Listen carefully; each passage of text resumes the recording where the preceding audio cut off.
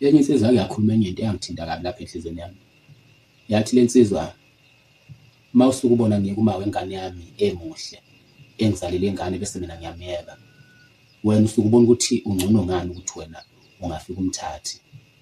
Ithi le nsizwa mawungibheka nje mina ubona ukuthi mina ngiyahlanya ekhanda, sengavele ngimyeke nje, ngiyeke umuntu o-right, ngimyeke nje bese wena uyaqhamuka uzomthola. Ithi le nsizwa ngivele ngikubuke nje mina, kodwa kusala ngisuke ngigaranta ngento eyodwa ukuthi usuke uzoyitholela wena ukuthi ngimyekeleni.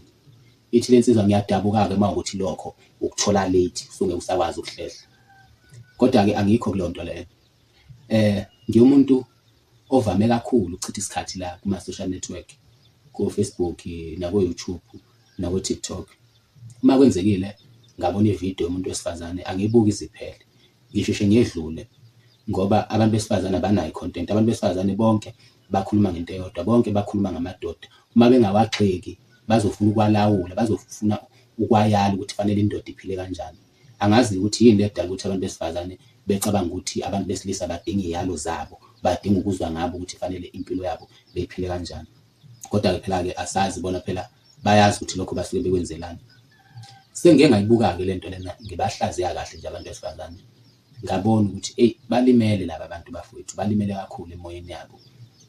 Futhi ukulimala kwabo angazi noma kuyolungiseka yini noma kuyolapheka yini. Uyazi ukubone abantu besifazane bethi uma bekhuluma bethi umuntu wesilisa ngisho ungamhlonipha kanjani, umthobele, umenzele konke, umnike uthando, kodwa kusala usuke ezokugila, usuke ezokushiya, ngisho ungamthola engasebenzi, mhla wasebenza nje uyokujikela ekushiye. Uyabona lo muntu ukuthi uthatha into ayibona yenzeka komunye noma eyenzeka kuyena, bese leyo nto leyo eyifaka engqondweni, azi ukuthi nakanjani empilweni kuyohamba kanjalo. Futhi ngisho ungathiwa uyazama ukumbonisa ukuthi impilo ayibi ngendlela eyodwa, ukuthi yenzeka kanjalo akuchazi ukuthi iyohlezi injalo kuze kube phakade. Uyabona ukuthi lo muntu lona ngeke esashintsha emoyeni.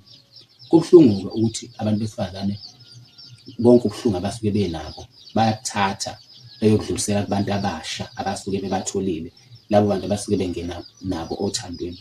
Bese umuntu eza nalo mqondo lo, uthola ukuthi ufika esekucuphile vele ukuthi uyazi vele ukuthi amadoda anje, amadoda azokwenza ukuthi, amadoda awukuthi nokuthi. Manje ngendlela engiye ngiyibuke ngayo lento, ngiye ngicabanga ukuthi kazi uma mhlawumbe kuthiwa uyaganga uyotholana nomuntu wesifazane onabuphi ubuhlungu, ngoba laba abantu banobuhlungu futhi balimele.